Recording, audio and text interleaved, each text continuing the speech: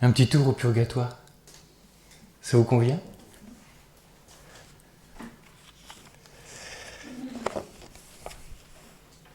Nous allons passer toute la journée sur le purgatoire. Demain, sans avoir joué avec le Bruce Willis, ce sera une journée en enfer. Pareil, nous passerons le matin et l'après-midi à une conférence sur l'enfer. Et puis, si j'ai bien compris, dimanche... pardon, le ciel, j'allais oublier le ciel. Donc samedi, et puis dimanche, la résurrection finale, si nous sommes toujours en vie. On y va ? Quelques précautions oratoires qui n'en sont pas. Hein. Première question en forme d'introduction. Le purgatoire, est-ce une invention de l'Église ?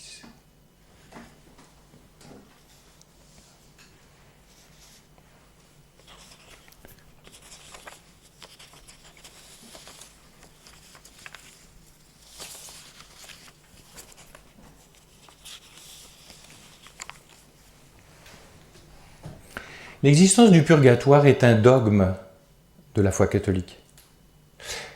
À nouveau, comme je vous l'ai dit hier, certes, le mot n'existe pas explicitement marqué comme tel dans l'Écriture. Mais je vous signale que pour un catholique, comme je vous l'ai laissé entendre, je le dis d'une autre manière, ce n'est pas parce que ce n'est pas mentionné explicitement dans l'Écriture que sa réalité du purgatoire ne l'est pas implicitement. Vatican II, la révélation se fonde sur l'Écriture et la tradition de l'Église. Soyez pleinement catholiques, sachez qui vous êtes, nommez les choses. Lisez pour cela Dei Verbum, qui est une merveille. Donc un document du Concile Vatican II. Alors vous allez me dire, mais qu'est-ce qu'il y a donc d'implicite dans l'Écriture à propos de... Eh bien, il y a, avant des dogmes, il y a une pratique. Laquelle? La pratique de la prière pour les défunts. Et c'est ce qui a poussé l'Église à donner corps à l'idée d'une purification des défunts par-delà la mort. Un premier fondement scripturaire se trouve dans l'Ancien Testament. Dans le 2e livre des Maccabées, il raconte la démarche de Judas Maccabée en faveur de ses frères d'armes qui ont été découverts après leur mort, alors que ce sont des justes, en possession d'amulettes consacrées à des idoles. Alors là, il y a eu un conflit. Attends, ce sont des justes, ils ont combattu pour le vrai Dieu, et en même temps, on les a retrouvés avec des amulettes données aux faux dieux. Et c'est là qu'est née, de manière incoative, la naissance du purgatoire. On s'est dit, prions pour leur purification. Ils sont justes, ils seront sauvés parce qu'ils sont justes, ils ont commis des péchés. Prions pour leur purification, pour leur purgation. Est-ce que ça va ? Pour ce qui est du Nouveau Testament, un texte de saint Paul permet d'établir indirectement l'existence du purgatoire. 1 Corinthiens 3,15. Si son œuvre est consumée, donc l'œuvre d'un fils de Dieu, si son œuvre est consumée, il en subira la perte. Quant à lui, il sera sauvé, mais comme à travers le feu. À travers le feu. Le feu du purgatoire. Ne vous étonnez pas si il a fallu attendre le Moyen-Âge pour que soit définie formellement la doctrine du purgatoire. Vous allez me dire, l'Église n'est pas pressée. Oui, elle n'est pas pressée. En fait, l'Église ne proclame des dogmes que quand c'est absolument nécessaire. En dehors de ça, elle vit de sa foi. Nous sommes dans une époque, vous savez, c'est ce que disent les gens qui sont en entreprise, mais enfin, si vous voyez les lois, enfin, on n'en finit plus, les fameux millefeuilles. Il faut des lois partout, il faut des textes partout. L'Église est beaucoup plus relaxe que ça dans son cœur. Elle vit de Dieu, quand il y a ça vraiment, il y a pose problème, qu'il y a ce qu'on appelle les hérésies, alors elle dit sa foi. Mais d'abord, elle en vit. Retenez bien ça. J'ai découvert ça aussi sur le tard. Une des premières déclarations officielles à propos du purgatoire provient d'une lettre d'un pape, Innocent IV, lors du premier concile de Lyon. Nous sommes en 1254. Ceux qui meurent sans péché mortel, mais avec des péchés véniels et minimes, sont purifiés après la mort et peuvent être aidés par les suffrages de l'Église, traduisez les prières. Et on retrouve l'histoire de la prière des livres des Maccabées. Selon la tradition et l'autorité des saints-pères, nous l'appelons purgatoire, ce feu temporaire. Temporaire. Le concile de Trente, très grand concile, expose la doctrine catholique à propos du purgatoire en 3 endroits, je ne vais pas m'y étendre. Ce qui vous intéresse, c'est sans doute le concile Vatican II. Ne tombez pas dans le piège suivant, très fréquent de nos jours, on dirait presque que ça augmente, comme quoi tout serait dans le concile Vatican II et en dehors de cela avant, ça serait pas très intéressant parce qu'il y aurait comme s'il y avait une révolution qui s'était passée avec le concile Vatican II. Cette vision est vraiment fausse et conduit à l'impasse. Le pape Benoît l'a très bien dit, je crois en 2005, aux alentours de Noël, évitons une herméneutique de rupture, travaillons à une herméneutique de continuité. Vous allez me dire, qu'est-ce que vous dites, mon père? Ça veut dire, voilà, les conciles, c'est comme le jeu des poupées russes. Ça s'emboîte les uns dans les autres. Et le concile Vatican II doit être lu dans la continuité des autres conciles, concile de Trente compris. Je vous dis ça parce que, ayez ça à l'esprit, si toutefois vous entendez un discours qui vous dit, voilà, il y a eu rupture avec le concile Vatican II, et il doit être lu en rupture, voilà, on n'est plus dans la catholicité. Ça va? Un autre repère. Vatican II, Lumen Gentium, donc le document plus précis. Ainsi donc, en attendant que le Seigneur soit venu dans sa majesté, les uns parmi ses disciples continuent sur terre leur pèlerinage, c'est notre cas. D'autres, ayant achevé leur vie, se purifient encore. D'autres, enfin, sont dans la gloire. Le mot n'est pas explicitement formulé, mais vous voyez bien, c'est ce qui est visé. Un catholique donc qui se veut moderne, qui se veut de son temps, se doit de croire au purgatoire. En dehors de cela, c'est plus du moderne, c'est du post-moderne et donc c'est de la régression. C'est-à-dire que on quitte, sous argument de progressisme, de progrès, d'aller de l'avant, on sort de la tradition. La tradition n'est pas quelque chose de figé. La tradition, si vous voulez, c'est le livre blanc sur lequel tu vas écrire quelque chose de nouveau. C'est le pas qui va te permettre le nouveau pas. C'est l'enracinement, comme dirait une philosophe. Pourquoi le purgatoire? Autre question.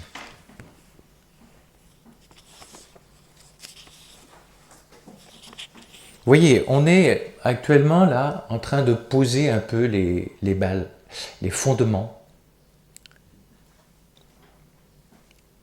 Pourquoi le purgatoire? C'est une nécessité inscrite dans le cœur de l'homme, qu'il soit catho, qu'il soit islamiste, qu'il soit extrême oriental.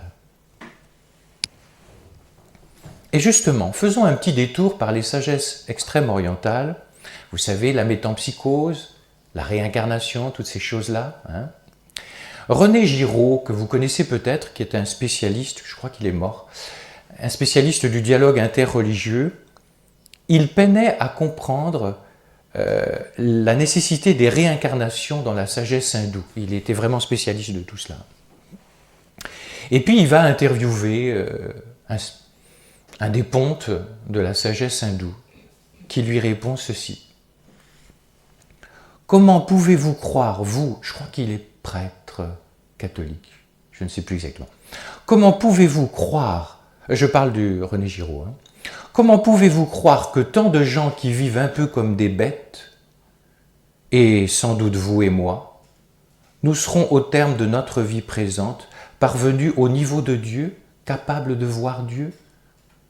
Seuls les grands sages, ceux qu'on dit réalisés, sont parvenus au niveau de Dieu. Vivant leur dernière existence humaine, ils sont Dieu sur la terre, et cela est évident dès qu'on les aborde. Intéressant, on peut difficilement partager la fin, si vous voulez, mais la nécessité, curieusement, c'est pas un truc de catho, une invention de l'Église pour faire peur aux gens, ce qu'on entend dans les communautés chrétiennes, souvent. Et René Giraud, à la suite de cette réflexion, se fait ce commentaire suivant. Je me demande si l'intuition fondamentale de l'Inde, qu'est cette étrange transmigration de l'âme, ne pourrait pas être interprétée comme une trouvaille du génie religieux hindou pour résoudre le problème de l'écart incommensurable entre la médiocrité des hommes, je parle pour moi, et le mystère insondable de sainteté de Dieu. Et il conclut, c'est intéressant, « Je n'ai pour ma part jamais si bien compris la nécessité spirituelle de ce que le génie de la théologie catholique appelle le purgatoire à travers la réflexion de l'hindouisme, qui correspond exactement à la même exigence, avec cette différence seulement que nous, c'est pas rien, nous attribuons le purgatoire à la grâce gratuite de Dieu, tandis que c'est « je me purifie par moi-même ». Il y a un gros pélagianisme dans la sagesse hindoue. Je n'ai pas le temps de développer. Laissons de côté les sagesses orientales, mais vous voyez, nécessité inscrite dans le cœur de l'homme. Le cœur de l'homme, pour synthétiser, sait qu'il n'est pas à la hauteur, quoi. Il sait qu'il est pécheur, ou alors il est aveugle sur lui-même. Et il sait, il pressent le mystère de sainteté de Dieu, et il voit le décalage. Et il se dit, comment combler ce décalage? La sagesse hindoue vous proposera la transmigration des âmes, et nous nous proposons le purgatoire. Petite parenthèse intéressante, car je l'ai vu aussi chez d'autres théologiens qui disent « Avez-vous remarqué que dans les années 68, un peu beatnik, où il fallait être un peu... fallait faire la route de la soie, fallait faire un petit peu de shit, etc. Avez-vous remarqué comment la transmigration a inondé les Occidentaux, le monde occidental, au moment où les curés ne parlaient plus du purgatoire? Un théologien dit « il est très possible que ce soit de notre faute ». C'est venu combler un vide de la prédication. Et nous avons une responsabilité. Et quand je dis ça, j'incrimine personne, c'est un bain culturel dans lequel on est. Laissons de côté les sagesses orientales et essayons de voir dans notre société le bain culturel de la société occidentale, prendre un peu de recul et voir la cause profonde, pardonnez-moi, qui explique l'amnésie du purgatoire chez les gens, et surtout ceux qui se disent croyants. Ça coïncide avec une double crise d'une perte de sens du péché et d'une perte du sens de Dieu. Je vais revisiter ces deux points-là. Le purgatoire est une nécessité à cause du mystère de Dieu. Et troisièmement, dans notre plan, c'est une nécessité à cause du mystère du péché. Alors on va essayer de visiter le mystère de Dieu pour essayer de rendre compte de la nécessité du purgatoire.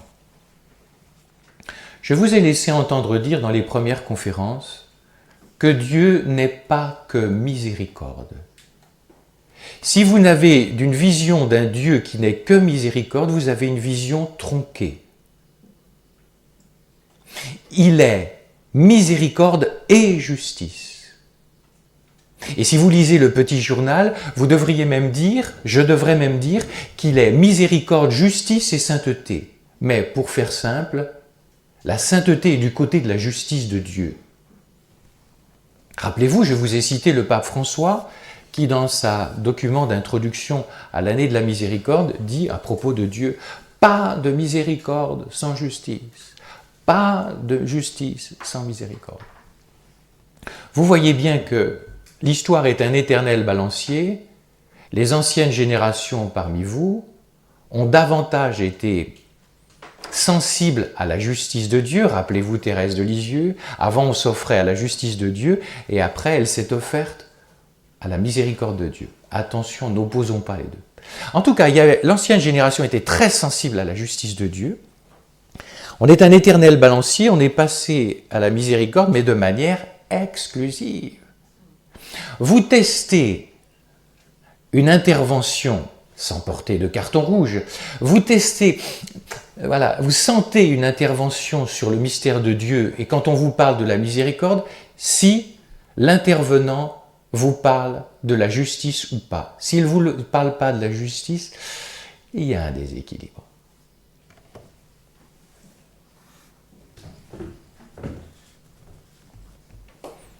Alors, l'important, vous voyez bien, le problème est le suivant, c'est que les gens ne veulent plus entendre parler de la justice parce qu'ils ont une fausse image de la justice. En gros, la justice, ce serait la méchanceté de Dieu. La justice, ce serait la vengeance de Dieu. La justice serait le côté froid de Dieu. Or, tout ceci est une caricature et une fausse image. Dieu est le saint. Il est sans péché. Il est d'une telle pureté qu'on ne trouve en lui aucune trace de mal, aucune ombre de péché. Et c'est ce Dieu-là dans lequel on va être plongé au ciel. Est-ce que vous comprenez la nécessité du purgatoire? Le purgatoire, c'est le dernier lifting. Et mesdames, gratos. Le dernier lifting, voilà. Plus exactement, on est comme plongé dans de l'or qui serait mélangé, on serait plongé dans du feu, le feu de l'Esprit Saint, qui va faire le tri entre l'or, je ne sais pas combien, 42 carats, et puis les miettes qui ne sont pas pures, et il va séparer tout ça, parce qu'il est l'or pur. L'ordure ne peut pas, excusez-moi, enfin ça sonne bien, l'ordure ne peut pas pénétrer en lui. Il faut que je devienne or pur. Il faut que je devienne pure sainteté. Autrement dit, mes amis, la justice de Dieu est en fait une miséricorde. Et le purgatoire est une miséricorde. Il va nous plonger dans son amour-justice pour que nous soyons ajustés au cœur de Dieu et que progressivement tout péché en nous soit brûlé pour que nous puissions rentrer en Dieu qui est pure sainteté. Et le final est important. Sans le purgatoire, nous serions privés de la joie, parce que le péché atténue la joie. Et donc le purgatoire est une extraordinaire bonne nouvelle. Il vient enlever ce qui empêcherait la dilatation profonde de la liberté humaine, de ses puissances d'aimer. Tout repli sur soi-même est enlevé. Et donc, la personne goûte au bonheur même de Dieu, car Dieu est infiniment heureux. Il est infiniment heureux parce qu'il est infiniment amour. Et donc, parce qu'il n'y a pas de péché en lui. Est-ce que ça va, ceci? C'est la clé. Si vous lisez Faustine, le petit journal, je vais le dire tout à l'heure, elle a bénéficié d'une grâce mystique de visite gratuite du purgatoire. Et à un moment, elle quitte cela, si j'ai bonne mémoire, il dit que c'est un personnage divin, mais à l'évidence, c'est Jésus, puisqu'il dit « je ». En regardant le purgatoire qu'elle vient de visiter, Dieu, pour faire très court, dit les paroles explicites que vous trouverez dans le petit journal. Moi, Dieu, le purgatoire, ma miséricorde ne le veut pas, mais la justice l'exige. Est-ce que ça va? Mais ayez bien à l'esprit, mes amis, que l'exige la justice. C'est pas, tu vas voir, hein, tu m'en as fait balayer sur la terre. Hein. Tu vois, je vais me mettre au placard, moi, maintenant. Hein. Je vais me lâcher. Non, non, non, non. Ma justice, amour, pour t'ajuster à mon amour. Est-ce que ça va? Vous comprenez pourquoi, à propos des fins dernières, quel est le problème de fond, en fait? C'est que nous traînons tous des fausses images, des conceptions tronquées. Il faut comme recharger les mots de sens. Et pour faire très très simple, la justice pour nous, ça n'a rien à voir avec l'amour de Dieu. Eh bien, nous nous trompons. Il faut nous réapproprier ces choses. Il faut nous réapproprier ce qui est, ce que Dieu met sous les mots. Est-ce que ça va?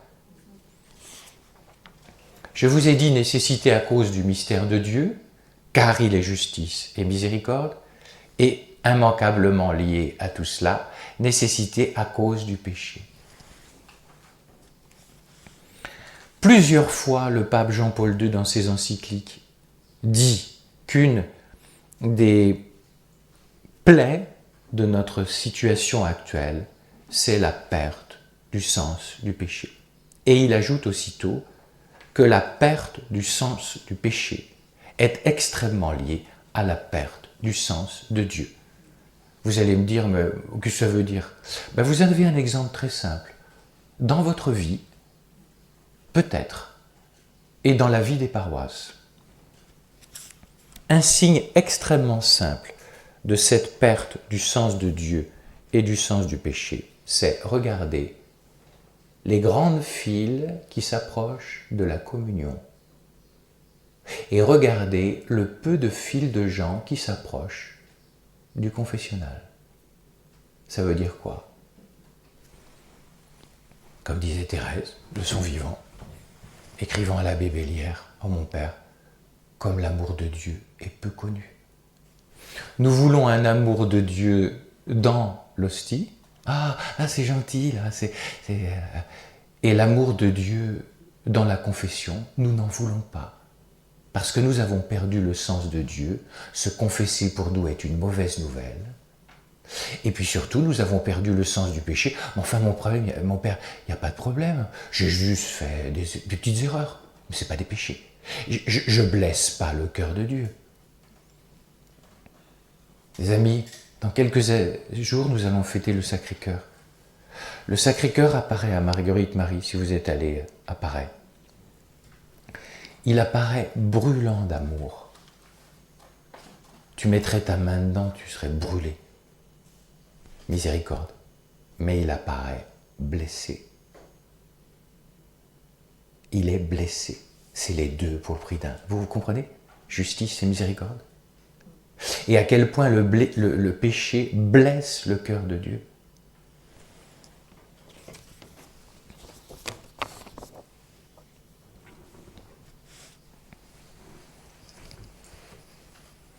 Je voudrais vous parler de quelque chose qui va éclairer ce qu'on appelle les indulgences, pour lesquelles il est coutume de se moquer.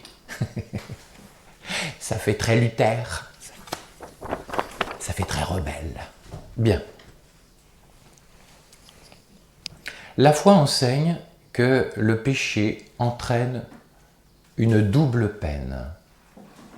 Peine éternelle et peine temporelle. J'explique. Seul le péché grave, ce qu'on appelle le péché mortel, c'est-à-dire qui fait mourir en nous la vie de Dieu, donc péché très grave.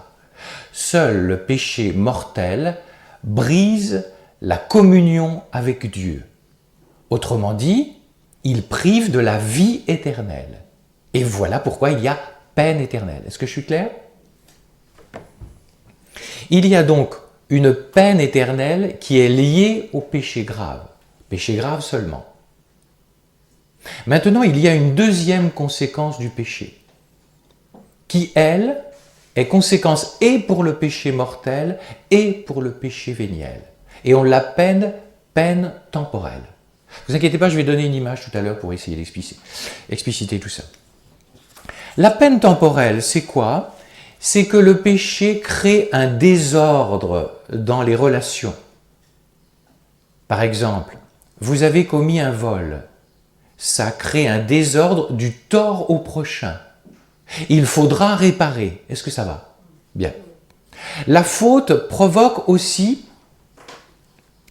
un désordre dans la relation à soi.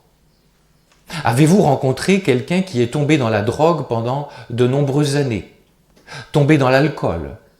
Alors aujourd'hui, n'en parlons pas, enfin, la drogue terrible de l'addiction à la pornographie. La personne, qu'est-ce qu'elle vous dit? Croyez pas qu'on les regarde de haut, hein, parce qu'ils souffrent. Mon père, j'y arrive pas, voilà. La personne est comme enfermée dans son enfer. Enfermée, enfer. Il y a donc une fragilité, peine temporelle. Il y a donc un attachement malsain aux créatures et aux choses de ce monde. Avançons. Parmi les catholiques, beaucoup sont persuadés que quand ils vont se confesser, ça enlève tout. Bon, ils n'ont peut-être pas les notions techniques de peine temporelle et peine éternelle. Ils disent « Ah ben, il a fait ça, donc ça efface tout ». Attention, dans la confession, le prêtre n'enlève que la peine temporelle. Il demeure la peine éternelle. Je voudrais vous donner une image pour vous faire comprendre à quel point les peines temporelles demeurent. Supposons que vous, à la suite d'un accident, vous écopez d'une fracture ouverte de la jambe. Vous allez voir le chirurgien, parce que ça fait un petit peu mal, hein, c'est moins qu'on puisse dire. Qu'est-ce qu'il va faire? Le chirurgien va vous mettre une broche qui va rabouter les deux os, les deux morceaux de l'os cassés. À votre avis, de quoi il s'agit? C'est la réparation de la peine éternelle.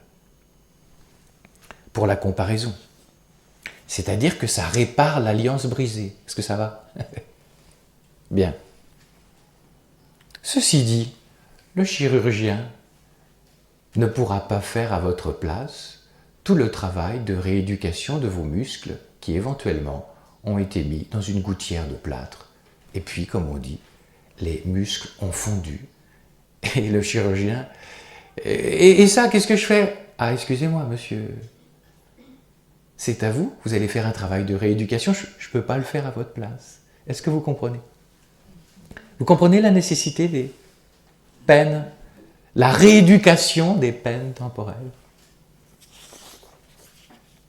La prochaine fois que vous irez vous confesser, vous serez attentif. La pénitence que donne le prêtre permet pour une part la réparation des peines temporelles.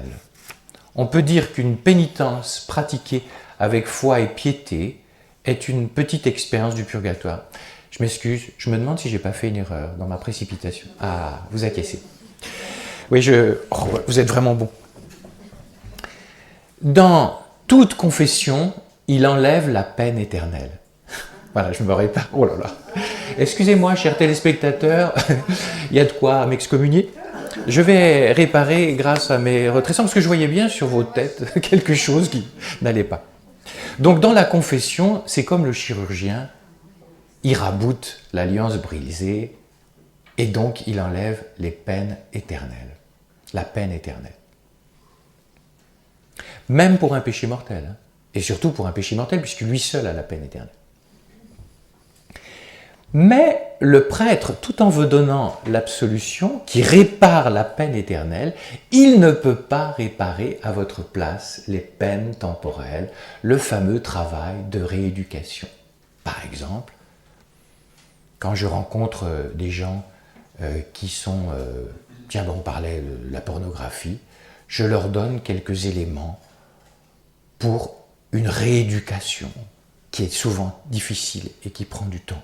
Pareil pour l'alcool, vous voyez. Bon.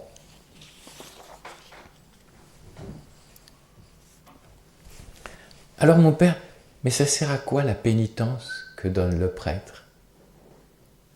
Vous savez, pour faire avaler les pilules, les curés, on est très bon pour ça. On ajoute toujours le mot « petite » quand on demande un service aux gens dans les paroisses. « Oh madame, je pourrais vous demander un petit peu de temps parce que je voudrais vous demander un petit service. » et dans la confession, qu'est-ce qu'on dit? Oh, je vais vous donner une petite pénitence, comme si on ne voudrait pas effaroucher les gens. Voilà. La pénitence, attention.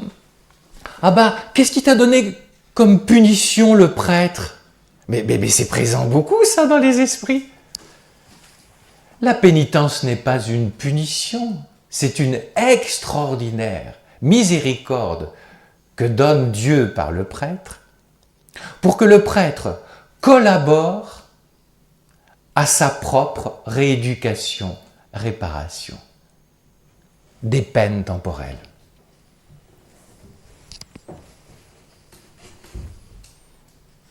Tout péché, même véniel, enseigne le catéchisme, entraîne un attachement malsain aux créatures, qui a besoin de purification, soit ici-bas, soit après la mort, dans l'état qu'on appelle le purgatoire. Mes amis, est-ce que vous comprenez que dorénavant, vous allez vivre vos pénitences, et moi aussi, de manière différente? C'est une petite expérience concentrée du purgatoire.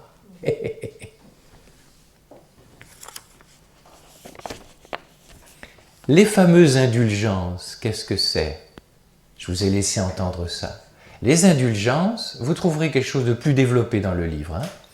Les indulgences, faut pas s'en moquer, arrêtez d'entrer dans cette mentalité. Il y a quelque chose de très vrai. Au ciel, il y a comme un grand réservoir, pour parler très simplement, le réservoir de tous les mérites de la très sainte Vierge Marie, bien sûr de la passion de notre Seigneur Jésus, et des saints. Ce sont toutes des grâces qui sont là à notre disposition. Et quand le pape François a décrété l'année de la miséricorde et des indulgences, c'est comme s'il a dit « Allez, chers amis, on va ouvrir le robinet de ce grand réservoir et vous allez pouvoir y puiser gratuitement. Vous allez faire quelques démarches dans les églises, vous allez faire une confession sincère et vous allez obtenir des grâces qui vont tomber sur les peines temporelles. Est-ce que ça va? Et qui vont résoudre et atténuer les peines temporelles. Donc la prochaine fois, je peux vous dire que les indulgences, vous ne ferez pas comme la majorité, vous ne vous en moquerez pas.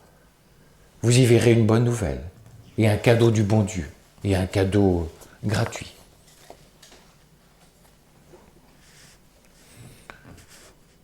Dans le livre « Ceci est dit », mis à part l'erreur que j'ai faite monstrueuse, qu'on me pardonne, donc vous trouverez des choses, en les lisant, vous mettrez davantage à plat les affaires. Et puis, j'aurai peut-être pas le temps de le dire, mais il y a chez Thérèse de Lisieux quelque chose d'intéressant sur aller directement au purgatoire, pardon, au ciel, sans passer par le purgatoire. Et ça revisite les fameuses peines temporelles. Je n'ai pas le temps de développer, vous trouverez ça. Avançons, chers amis. Que peuvent faire les âmes au purgatoire? Qu'est-ce qu'ils font?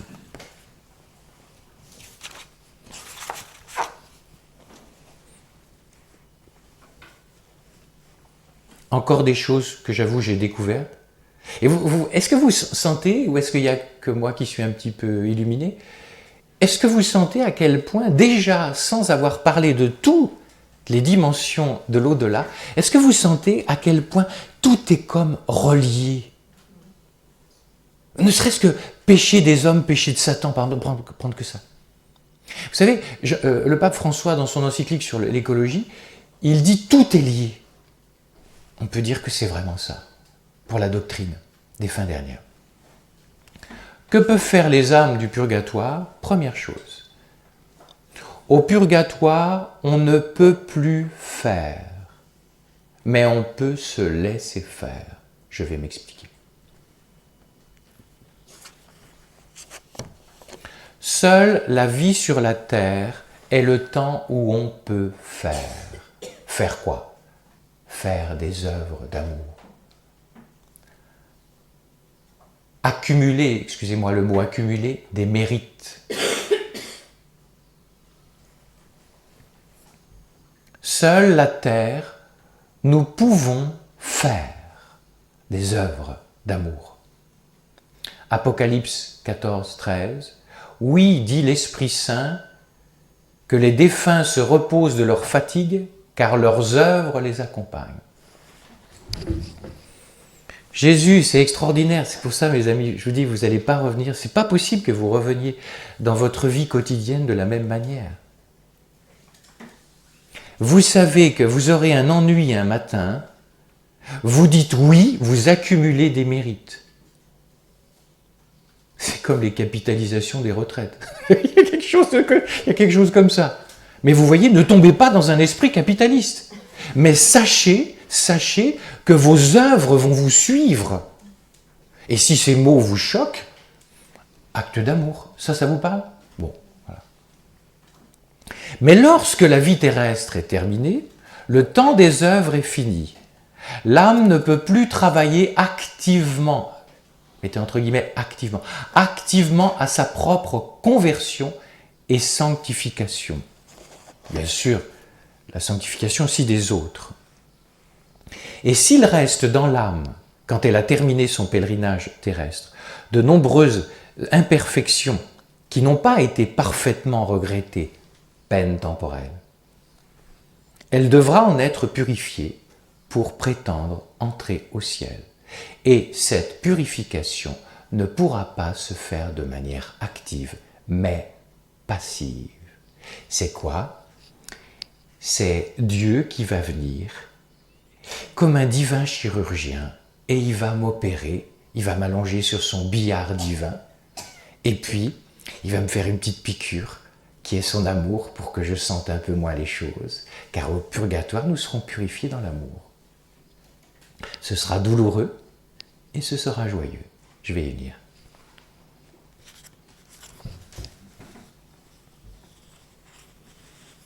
Un grand théologien, le père Gustave Martelet, disant dans un livre sur les fins dernières, dit « Confrontés à ce que nous avons été, à la lumière de ce qui est vraiment, voyant ce que nous sommes en fonction de ce que nous aurions dû être. » Pardonnez-moi, c'est un petit peu...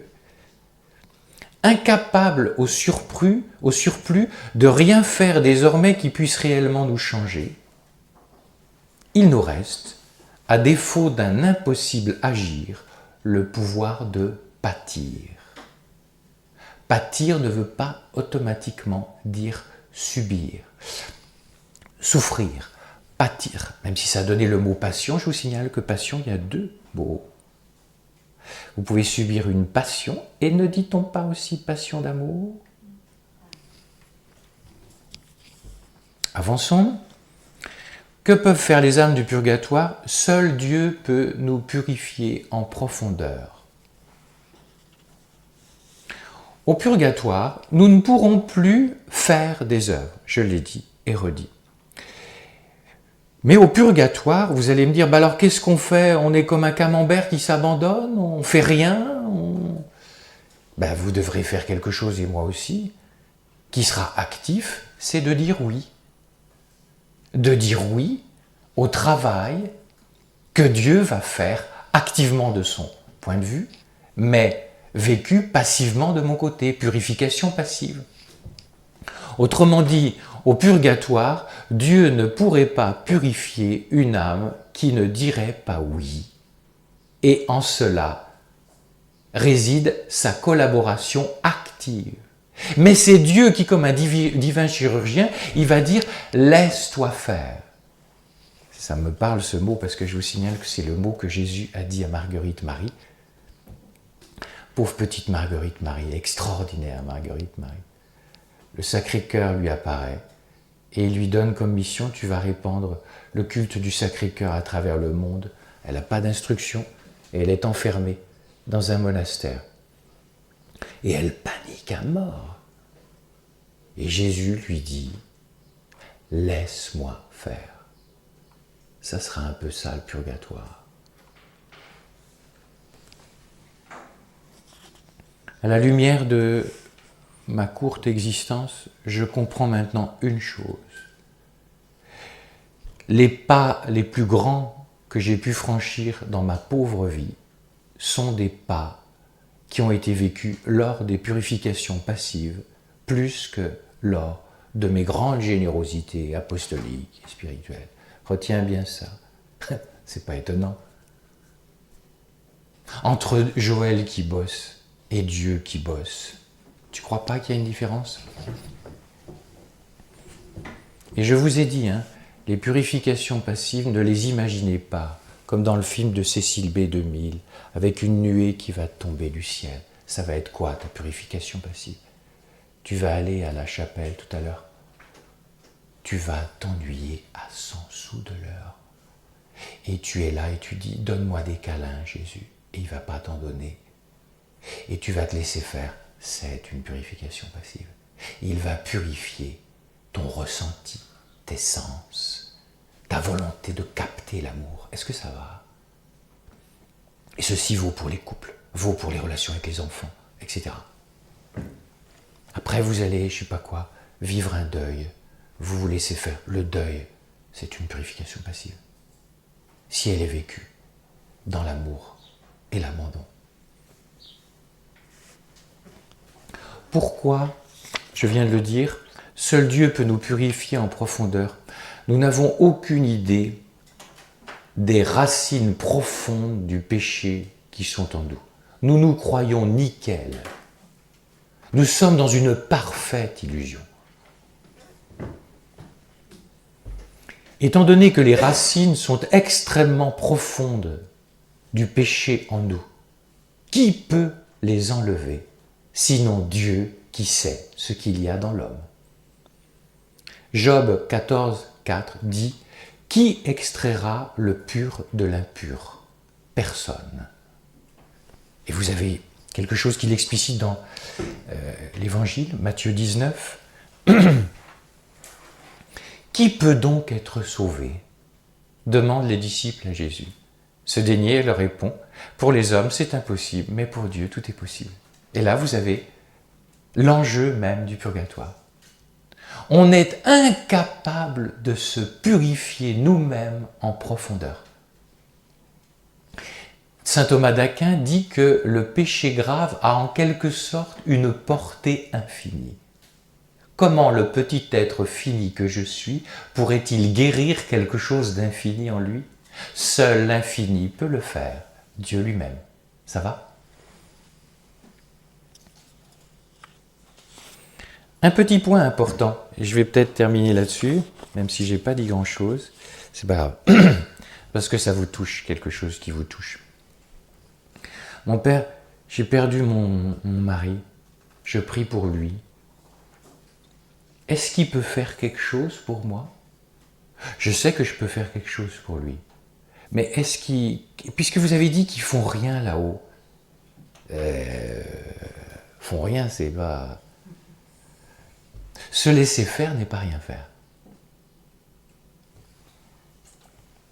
La question est ouverte et n'a pas été encore arrêtée par l'Église. Saint Thomas d'Aquin est très très nuancé sur l'affaire. Il y a plusieurs saints qui, eux, sont persuadés que les âmes du purgatoire peuvent faire quelque chose pour nous. Il y a une affirmation récente du magistère qui, semble-t-il, fait bouger les lignes. Au catéchisme de l'Église catholique numéro 958, il est dit ceci. Notre prière pour eux, les âmes qui sont au purgatoire, peut non seulement les aider, mais aussi rendre efficace leur intercession en notre faveur. Donc ils peuvent, il y a quelque chose qu'ils peuvent faire. Le curé d'Ars, par exemple, était persuadé que les âmes du purgatoire pouvaient faire quelque chose. Je suis frappé, j'ai souvent entendu ça, en paroisse et bien sûr dans les retraites, où il y a souvent un concentré d'expérience qui nous est confié à nous prêtres. Je suis frappé de voir que des catholiques extrêmement équilibrés viennent par exemple de perdre leur mari. Elles ne font pas tourner les tables parce qu'il ne faut pas faire tourner les tables, parce que ce n'est pas forcément les bons esprits qui viennent dans ces cas-là. Je vous en prie, fuyez cela. Bien. Donc des paroissiens extrêmement, des retraitants extrêmement équilibrés dans leur foi, qui vous disent « Mon père, je ne comprends pas, ça fait 6 mois que j'ai perdu mon mari. J'étais très inquiet pour un sujet, je ne sais pas quoi, la succession. J'y arrivais pas. Je prie assez souvent mon mari, et à un moment où je ne pensais pas l'appeler, tout d'un coup, pouf, j'ai eu comme un petit clin d'œil de lui. Et c'est pas une fois, c'est parfois. Voilà, c'est surprenant. Un petit élément chez Padre Pio. Vous aimez Padre Pio? C'est du très lourd. Pour moi, c'est le plus grand saint de tous les temps. Bien. Il avait une fille spirituelle qui s'appelait Cléonis Morcaldi, qui avait une maman qu'elle aimait tendrement. Et le Padre Pio avait, semble-t-il, un téléphone un peu rouge, direct avec le ciel, donc par pure grâce de Dieu. Il accueille sa fille spirituelle, et elle n'en sort pas dans son deuil. Et par grâce de Dieu, le bon Dieu donne à Padre Pio de voir la maman défunte. Et il lui dit ceci après, pour vous montrer à quel point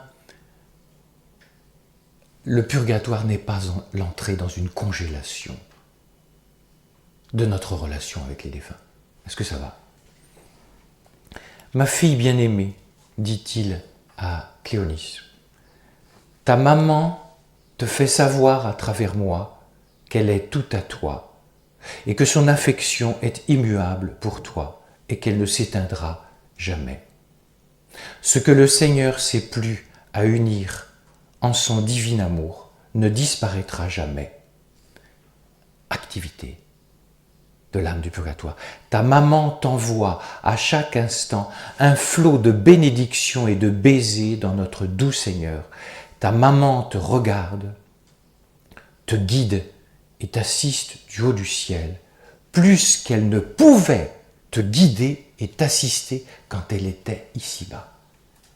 S'il y en a parmi vous des personnes pour lesquelles le deuil est encore difficile, ce n'est pas possible qu'il ne se passe pas quelque chose à travers cette réflexion, parce que c'est de toi dont il s'agit, avec l'être défunt que tu as perdu et pour lequel tu souffres.